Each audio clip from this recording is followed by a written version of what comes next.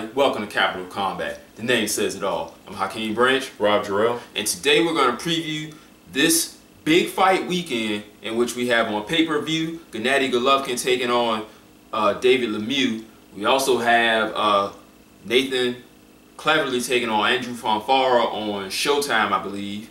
We have... No. PBC on Spike. On Spike. Okay, that's on Friday. Then on Saturday we have Lamont Peterson and Felix-Diaz, and that's on NBC. Yes. So you have lots of free TV and you have pay-per-view.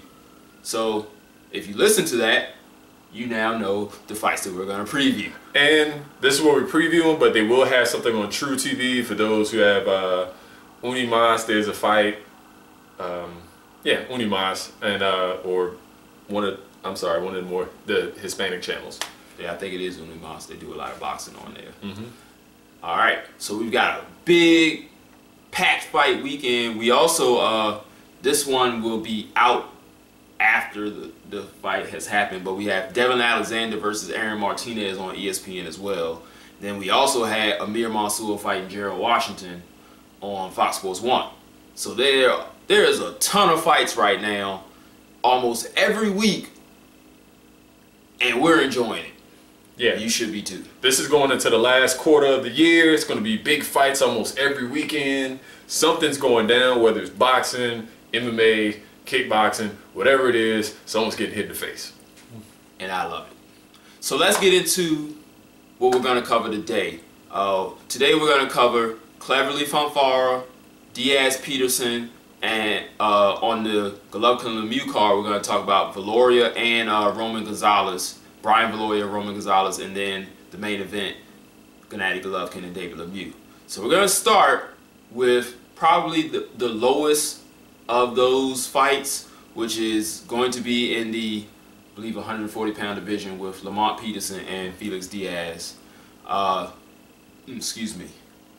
Diaz being a Olympic medalist, well, he was Olympic, isn't he Olympic gold medalist? I think he was. Southpaw, undefeated, taking the biggest step up so far in his career against he actually does still have a belt, Lamont Peterson, one of the titleists in the 140-pound division. Take it away, Rob. Okay, so this is going to be a huge step up for Felix-Diaz Jr. because his best wins to date are going to be Emmanuel Larte and Gabriel Bracero. Yes. Who had a spectacular knockout last Saturday on NBC Sports. Yes, he did. It's on our Facebook page if you missed it. Check it out. And he's taking on current champ, former champ, 140-pound, everything. He's pretty much been one of the better 140-pounders in the last few years, and Lamont Peterson. Now, last time we saw Lamont Peterson, he was in, was it a split decision or unanimous decision? I think it was split. Split decision versus Danny Garcia. Danny Garcia, which he had a good showing. Started off a little slow. Did not come away with W, but he's going to be in another big fight. And Diaz, I can't really see beat Lamont Peterson unless Lamont Peterson just lost something from that last fight, which I don't think he has. His style just kind of doesn't mesh up. He leans forward on his front foot, and he looks to throw a lot of looping shots, especially a very wide overhand left. Overhand left. And because he leans over, I can't really see him beating Lamont Peterson, who has great footwork and knows how to create space and throw some devastating uppercuts. Yeah, and he also works the body very well. And Diaz likes to leave his elbows out every now and then. That's not a good idea against Lamont Peterson because he digs to the body heavily, as many of his opponents know. So I'm expecting, we're going to see how tough Diaz is in this fight. Like Rob said, this is a huge step up, a big opportunity for him, and a trap fight for Peterson because if he takes him lightly, he could lose. But if he wins, it's almost like a stay busy fight. They're like, oh, you know, he hadn't fought anybody, blah, blah, blah. You know how the detractors are. They're going to find some reason to downgrade it. But with his coach being Barry Hunter, I don't think he's going to take this fight lightly at all. That's true. And this is a guy who doesn't have much power. I think he has 8 KOs and 17 wins. And because he fights in that particular style, I think he's trying to get max leverage and power off his shots, but doesn't. So I can't really see Lamont Peterson being too afraid of his power. But we did just see Bracero, who only had like 2 or 3 knockouts, four knockouts and 23 wins. And he dropped somebody in 40 seconds. So anything can happen. Yes, I mean, they tell you that all the time, and people don't believe it till they see it.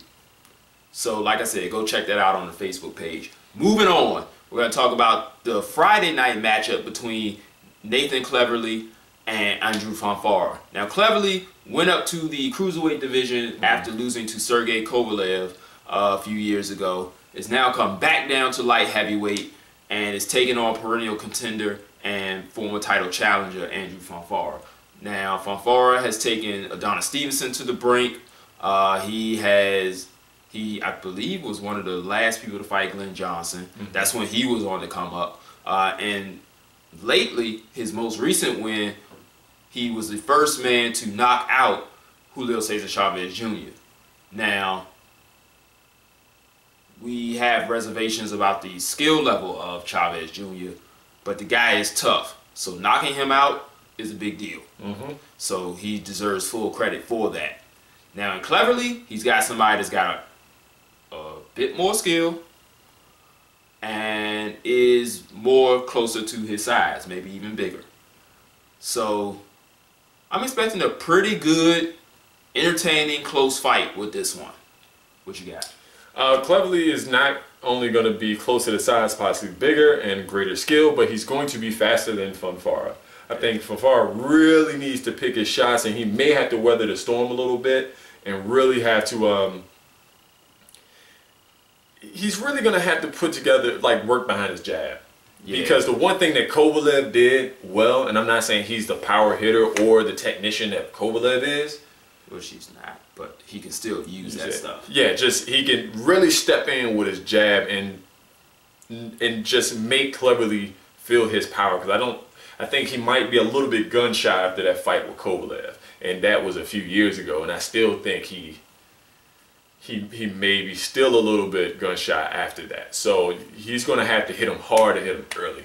Yeah, and another thing is Fonfara gets better later on in fights. So Cleverly is going to have to really gauge his output, because I've seen him fade a couple times in fights. Not any big time fading, but you could see like a drop off. It was noticeable later on in the fight. So either he's going to have to pile up the points early, which he can, or he's going to have to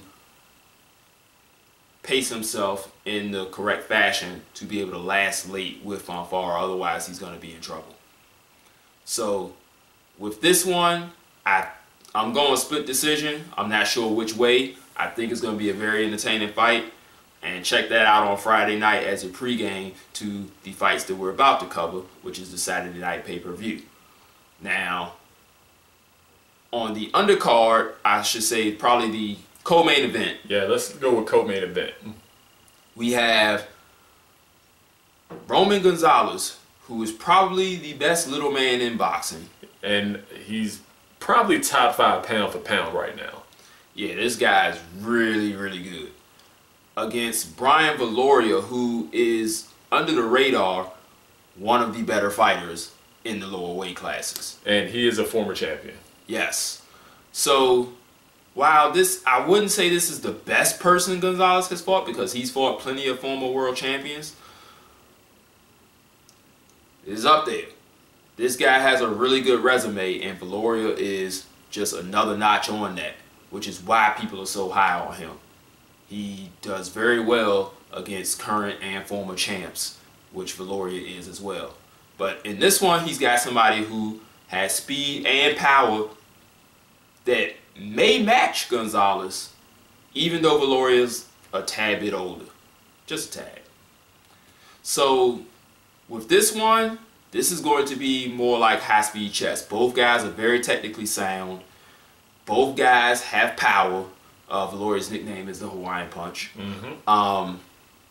Both guys have excellent footwork, and they're both not gun shy. They both like to throw punches. That all mixed together has a recipe for a great fight. Now, Gonzalez is a heavy favorite, and he probably should be. So he probably will win the fight, but I don't think it's going to be easy. And if he makes it easy, because of some of the things he can do, like cutting off the ring, great lateral movement, excellent punch selection, great accuracy, all those things that are also possessed by Viloria. If he wins this in an exciting fashion, like in a big time statement, like an early knockout, he's got to be putting people on notice. You got anything about this one? I am actually a big fan of Viloria, but he has been knocked out before. And I think that's what's kind of in the back of my mind. I've seen some of the pictures. He looks great. I've seen the training videos. He's hitting hard. He's hitting fast. What I'm afraid of is that Chocolatito, who is, I think is going to be sharper. I think he's going to be able to punch in between Viloria's output. Now, I think it's going to be a slugfest for however long it lasts. I really think it's going to be a knockout. I think Viloria lasts maybe to the 8th or 9th round. That sounds pretty good. Because I think they're going to be going toe-to-toe. I think Gonzalez is going to do the smaller things to keep from getting hit clean. Because his last fight, he really showed, other than besides the power and his punching, he was able to take punches well, but he also kind of could weather the storm a little bit better than Viloria. I think Viloria can, because Viloria, I believe, has 3 or 4 losses. And like I said, he's been knocked out, so, you know, you want to see if he has that crack in his chin and how long it lasts versus a guy like Gonzalez. Yeah. All right, so let's talk about the main event. We got 2 heavy-handed, exciting, big crowd, fan-friendly fighters in Madison Square Garden. Now, we have another fight where anything can happen, but the headline guy is the favorite in Golovkin. And rightfully so.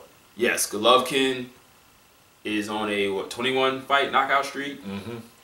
He is pretty much the heir apparent of the middleweight division. Even though Miguel Cotto is the champ, most people look at Gennady Golovkin as the guy at 160. Lemieux, for all of his power, has shown some cracks in his armor. And a lot of people go back to his back-to-back losses to Marco Antonio Rubio and Joaquim Alcine. And though he's corrected some of the things that he made mistakes on in those fights, neither one of those guys were as technically sound, as powerful, as polished as Golovkin. And I think that is the reason why he's the favorite. Golovkin, we already know hits hard. But because he's so precise, because he can put his punches together, because he has a great jab, because he knows how to cut off the ring, because he can move laterally, because he has a very good defense, the points are piling up in his favor. Lemieux, for his credit, can throw very technically and very powerfully. In his last fight versus Hassan N'Dam, he dropped him 4 times. That's nothing to shake a stick at. N'Dam is a very tough guy. Peter Quillen happened to drop him 6 times and happened to lose every round that he did not drop N'Dam in. That's right. Lemieux, on the other hand, was able to consistently beat up N'Dam, and the fight was not as close as it was with Quillen. So he is a good fighter. It's just people don't think that he'll be able to stand up to Golovkin. I think that we are in agreement with that. Am I correct in saying that? You are in agreement. this is what we're looking at. It's a very top-heavy middleweight division, if I had to say so. I mean, you have Golovkin, Cotto, and Quillin pretty much to me at the top. Right after that, but not far as Lemieux, Danny Jacobs, and I would say Torreno Johnson, because even though he lost to, help me out, Curtis Stevens, who also fought Golovkin. We haven't seen enough of him. He doesn't really fight that often, but I think he has the skill. I think he's with Don King or something like that. Yeah, he just hasn't been fighting that often, but that's neither here nor there. Well, Lemieux is, well, with this fight, who can outlast who? Who can take whose shots better? Golovkin, we know, is a power puncher, high KO rate, but much more technically sound. He has great timing. He has an excellent jab, one of the better jabs in boxing right now. He can cut off the ring, and he has a great chin. While Lemieux, I've seen weather the storm versus people, he still was knocked out by Marco Antonio Rubio. Not only that, he throws wider looping punches instead of straighter punches, and with Golovkin, he could take advantage of that just with his jab, just by timing those shots, setting it up with a stiff, hard jab, and then just following it up with whatever he chooses to do so. Yeah, Lemieux does have the tendency to swing very, very hard. But in doing that, the thing about Lemieux, he has shorter arms than, he's very, not super short, but he's kind of short, barrel-chested, kind of squat, thick legs, shorter arms. He gets maximum torque on his punches. Now he doesn't have the, I don't think he has a single shot power that Golovkin does, but when he turns his body, it's very quick. The distance he has to cover is minuscule. But he has when he chooses to. When he chooses to. Sometimes he does kind of wing him. Right. But he's going to have to close the distance on Golovkin. So what does he have to do?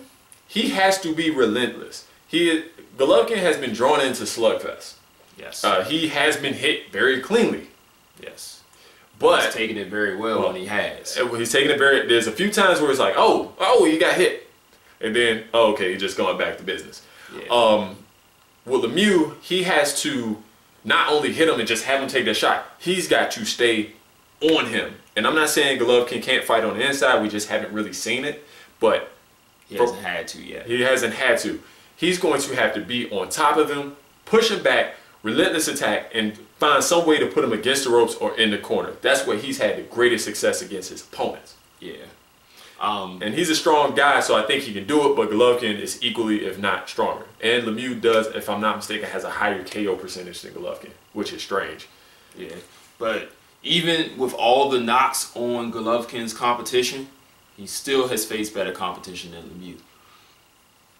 When you add in the amateur background, and he's fought a few former world champs, some title contenders, Lemieux has been basically in the Canadian circuit for the majority of his career. I think this might be like one of his very few fights outside of Canada. Yep. But like everything Rob said, everything I said previously, I think what we'll see is a very technical slugfest that Golovkin will take over as the rounds progress. And after, if it goes 6 rounds or more, it's going to start to get one-sided. Oh, I missed one factor that I know we sang plenty of praises to Golovkin, but there was one important factor that I think is going to be very, very apparent in this fight. What's that? Golovkin punches very, very well with his opponents. Oh, yeah. That's not a good thing if you're Lemieux. And that's why we're picking Golovkin. 8 rounds. I'm going 6. He's going 6.